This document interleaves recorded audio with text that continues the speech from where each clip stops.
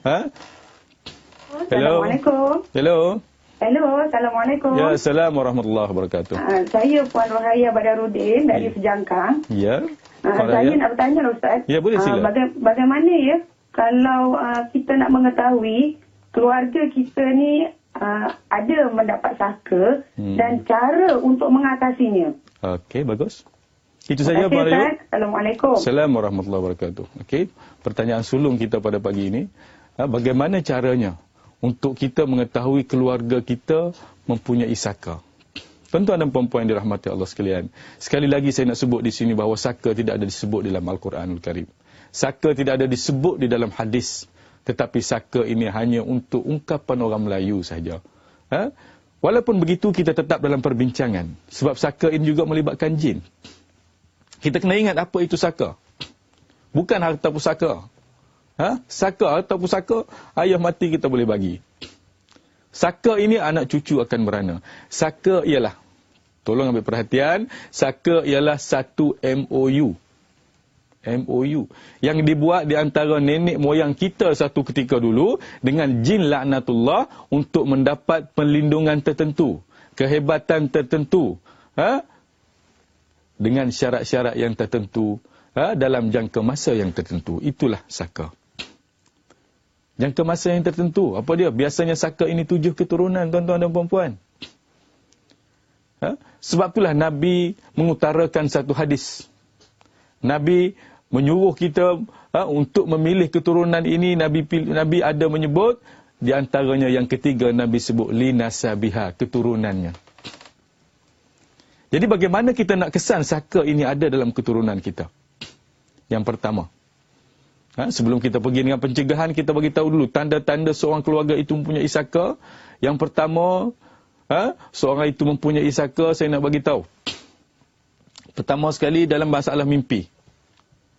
Sekali lagi saya tegaskan bahawa mimpi merupakan isyarat daripada Allah Subhanahu Wa Taala kepada kita. Manusia tidak boleh mencipta mimpi. Tidur satu bantal mimpi lain-lain, tuan-tuan dan puan-puan.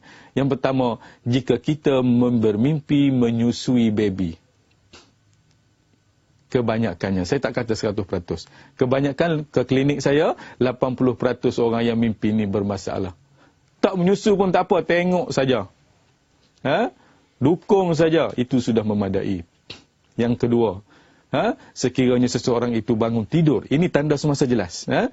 Sekiranya seseorang itu bangun tidur, didapati ada tanda lebam-lebam di tubuhnya. Lebam-lebam di tubuhnya, lama dah kita daripada sekolah rendah lagi, tak tahu sebab apa aku ni lebam. Pergi jumpa doktor, doktor kata tak ada penyakit. Tapi aku lebam di tubuh. Itu yang kedua. Yang ketiga, anak cucu yang mempunyai saka ini, rumah tangga dia bermasalah. Rumah tangga dia bermasalah. Benda kecil jadi besar, anak balah-balah. Dan kalau lahir anak pun, anak itu hyperaktif. Anak itu susah nak dengar cakap ibu bapa. Anak itu ada saja benda-benda yang menyakiti hati ibu bapa dia. Yang kelima, kebiasaannya orang yang mempunyai saka, anak cucu punya saka ni, kebiasaannya budak yang degil ini, tuan-tuan dan perempuan, masa tidur itu dia bunyi gigi. Dia duduk asah gigi dia masa tidur. Banyak lagi tanda-tanda, kita akan sambung kemudian. InsyaAllah kita akan kembali selepas ini. Kita akan jawab soalan-soalan penonton. Kita akan bertemu lagi selepas ini. Okey, bertemu kembali kita dalam rancangan Tanyalah Ustaz. Apa khabar sidang penonton sekalian? Mudah-mudahan kita mendapat manfaat, mendapat ilmu dalam rancangan Tanyalah Ustaz ini. Dan saya nak sambung sikit berkenaan dengan saka tadi. Belum habis lagi kita membicarakan berkenaan dengan saka tadi. Tanda-tanda juga orang yang mempunyai saka kita kena ingat. Pertama sekali dia nervous tanpa sebab. Berdebar tanpa sebab. Ramai orang mengalami benda ni.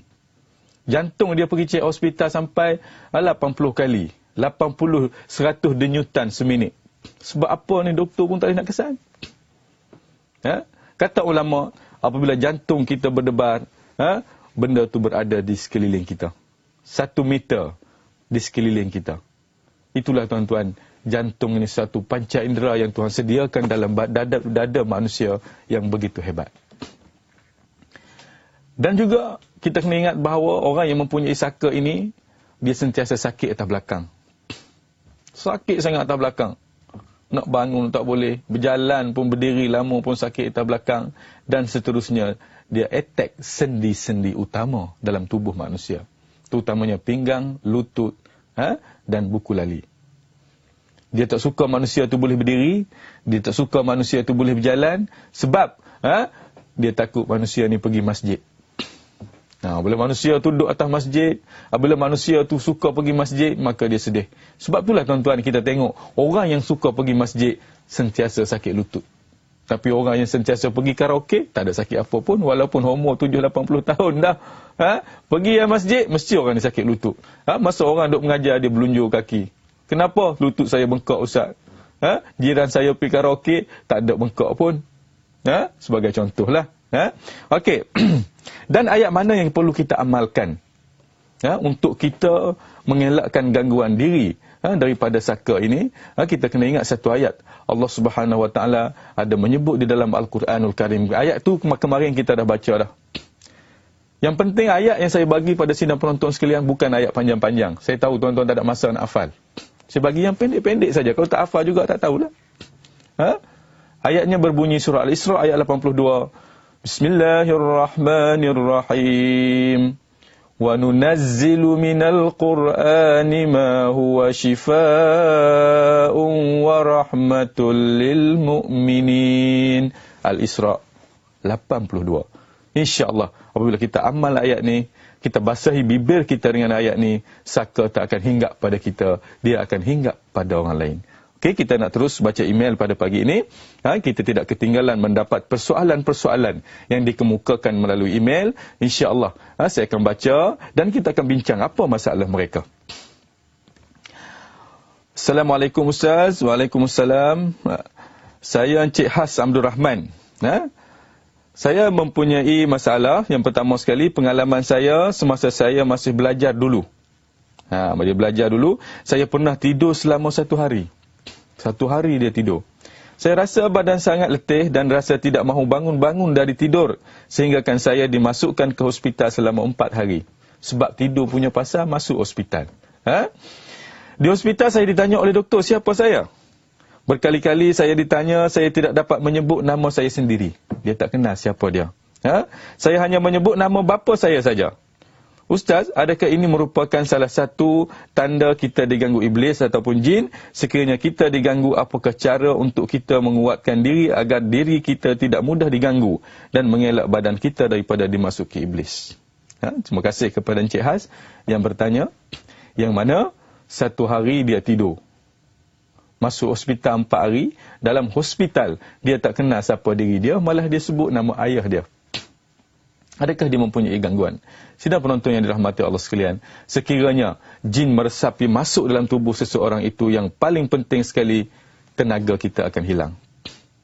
Dia akan keletihan. Malah, jangan terkejut jika saya katakan dia macam lumpuh.